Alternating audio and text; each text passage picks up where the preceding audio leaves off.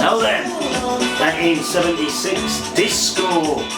Love it or hate it, love it or hate it. Well, welcome. Vinyl Monkey again. Bloody hell, you never see me for months and then the second one in a week. Well, there's a reason for it actually. Pursuit of hard cash. But yeah, I'll turn this lovely disco sound off. I bet you're all up dancing now, aren't you? Yeah. There we go. So yeah, as I say, pursuit of hard cash this time has driven me to make a second video in a week, and that's because I was watching some YouTube the other day and Craig Danger, the vinyl record player, popped up on my list, and Craig has a great channel. Mainly soul records, which is great, and always some that I'm not familiar with, and I bought at least 3 or 4 over the last couple of years on Craig's recommendation. Anyway, he's had 3 years in the vinyl community. I think about the same as me actually, or maybe a little bit less, but he's made more videos than me. But anyway, Craig is celebrating his 3 years in the of making YouTube videos by offering up $100 for some lucky person who enters his competition, and his competition is all about blind buys, and I do love a blind buy actually. I've got quite a few blind buys behind me, and it got me thinking about, well, what is it that makes me go for a blind buy? It's madness really, isn't it? Especially in these days, I suppose, of what's it called, downloading and streaming or whatever it is, where you can listen to just about anything, anywhere, anytime, and not take a chance. But I do like the element of chance that goes with it. But what it is attracts me to it, it's either, I'll just show you some of these. He's told us he's put some very specific rules down as Craig, and I don't want to break them, and he did say show 3 to 5 blind buys. Well, I just picked these out at random, and how many is there? 7. So I'll whittle it down to 5 pretty quickly, but these are just examples, you know. I mean, it's the first thing is obviously the cover art. You know, does the cover art catch your eye and get your interest, and things like that absolutely do. I mean, this is one where it ticks all the boxes. The cover art is great, really interesting. The name of the band, that's the other thing. I mean, I just love that name of the band. The name of the actual songs, Getting Ready for My Life to Begin. There's nothing more obnoxious than a self-made man. You know, great song titles, and you know, so yeah, that one pretty much ticks all the boxes. That one, I'm an absolute sucker for Fish. I might have mentioned that before on this channel. Anything with Fish on the cover, I'll pick it up and have a look at it. And I picked this one up a few times before I went for it. But anyway, I can't think what interested me to this cover actually. But anyway, it was a blind buy. Yeah, looking at it, I just can't tell what it was now. The name sometimes. This one's Don Walker, and I will look at anything by anybody with a second name Walker, because that's mine. So it just perks my interest, and unless there's a good reason not to buy a record by someone called Walker, I go for it. Here's another one which ticks pretty much several of those boxes. Snooch Dodd and the Proteins. Again, brilliant cover art, brilliant name of the band, and what a great album title, I Flip My Life Every Time I Fly. This one, just evocative of the 1970s, early 1970s, and I just love that time. So anything from that time, or which evokes that sort of time, I'll pick it up. And then this one, again, a sort of 70s vibe, sort of a bit of a proggy vibe going on. So they're the sort of things that perk my interest. Now I've got to whittle them down, haven't I? I'm going to throw that one away because I've actually slated that one on my channel before. So sorry, baby grand, you're in the bin. But he did tell me to include one stinker, so I'll keep hold of one so-called stinker. And I'll have to lose another one. I don't really want to. I'll lose me Don Walker.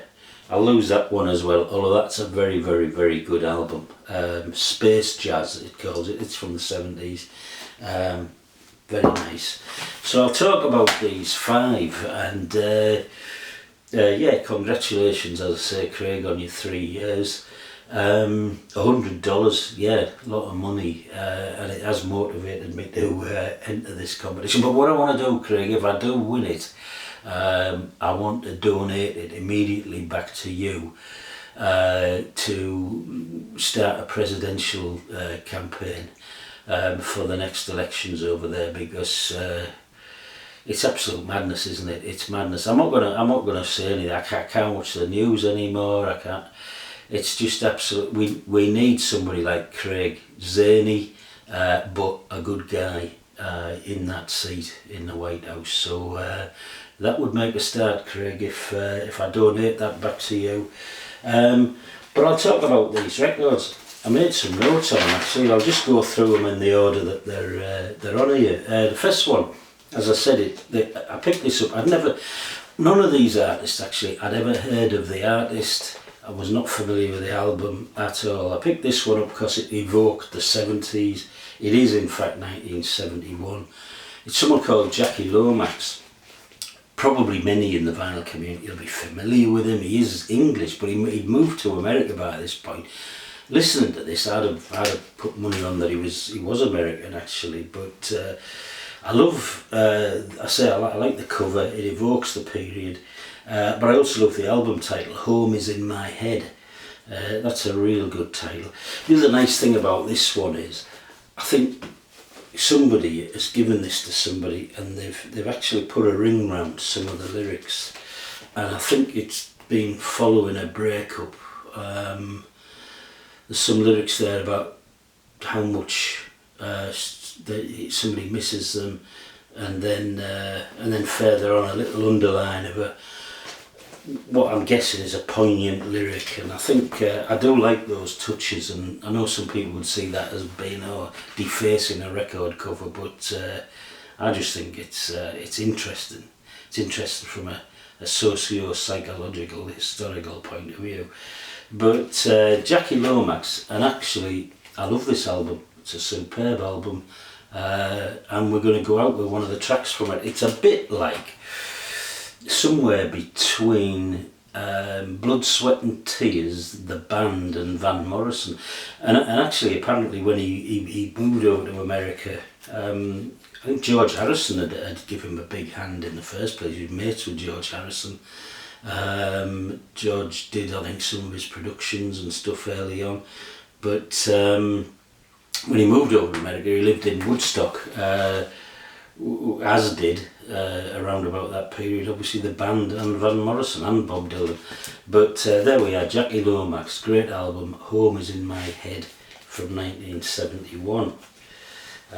Next one, yeah, this is Snooch Dodd and the Proteins. Fantastic. I flip my life every time I fly. It's from 2019. They're Australian. It's instrumental. It's sort of cinematic sort of sound to it. It's and I think the other thing I didn't mention in what attracts you to albums, this normally doesn't attract me, but I did read what's called the hype sticker, and probably if I read this out, it gives you a clue as to why I picked it up, and I'm glad I did. I really like it. A tripped out masterpiece from Melbourne, inspired by funk, library music, cinematic scores, soul, psych folk rock and wonky synthesizers, all skillfully fused with an overarching hip-hop aesthetic. Well, what more could you want? And a brilliant cover, as I say, Snooch Dodd and the Proteins. Australian. The next one, yeah, I played that on the intro. Jesse Green, Nice and Slow, which was a hit, although it passed me by. 1976, I wasn't really disco dancing. I was pogo jumping in the first wave of punk rock, and but I do enjoy that period. It was I was 18, 19. Great times. What can I say about Jesse Green? Yeah, there's Jesse. Sorry, I'll turn that around. I know some of you are getting distracted by the other side of that cover. I don't know why. Jesse Green, this is from 76. He was Jamaican, actually. His first forays into music were around ska, reggae, ska. He was involved with the Jamaican band Pioneers, but then he moved across to disco. And he had a hit with that Nice and Slow, and this is not a bad example of a disco album. There are not many great disco albums, I don't think. There's some great disco singles, but not so many albums. This one ain't bad. Nice and Slow, Jesse Green. Craig said we must include one stinker. Well, this one I kept looking at this. I was resisting it because I knew nothing about it. Sorry, I've got it upside down. This is White Noise 2, Concerto for Synthesizer by David Vorhaus. And but eventually I just couldn't resist the fish, and I did buy it. Thankfully I didn't pay a lot for it. David Vorhaus, this is 70s as well. It's where have I got this one written down? Over there. Yeah, 1975. He was some sort of engineer, and I think he built and adapted synthesizers. And this one is really just a lot of noodling. Not very tuneful, not very interesting, not very sort of dynamic like the krautrock sort of sound that was going on at the time.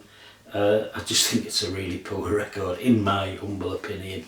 A stinker, as Craig would call it. White Noise 2 by David Vorhaus. And then lastly, because you did say 5, Craig, I'll come back to this one, the one I picked up first.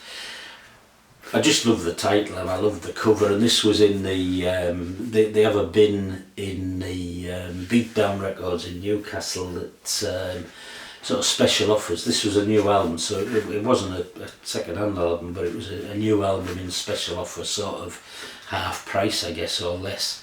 And with the song titles, Quantum Physics, Getting Ready for Life to Begin, There's Nothing More Obnoxious Than a Self-Made Man, Everybody Loves Organised Fun, Other People Die, Everything Will Probably Be Fine. Just brilliant song titles. And I did look up a little bit about this band because I'd never heard of them, knew nothing about them. They are British. This one's from 2020. I think they've had 3 albums out. Might be more now, I don't know.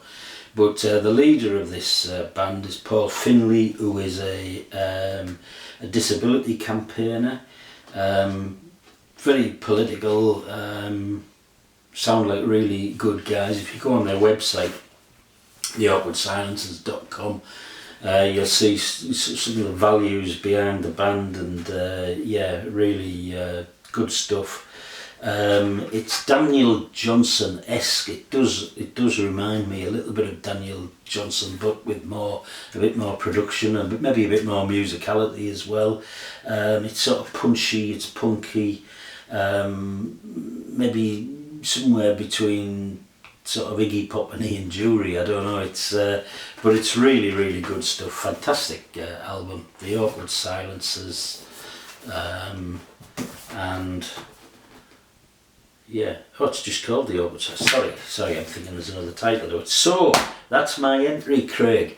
As I say, I will donate the money back if it comes through, but thanks for arranging the contest. Congratulations again on achieving 3 years. I look forward to making many more videos. I really enjoy them. Cheers everyone, see you hopefully in the not too distant, and we're going to go out, if you stay with me, with a track from Jackie Lomax's album Home Is In My Head. So I'll just switch it over, turn that on.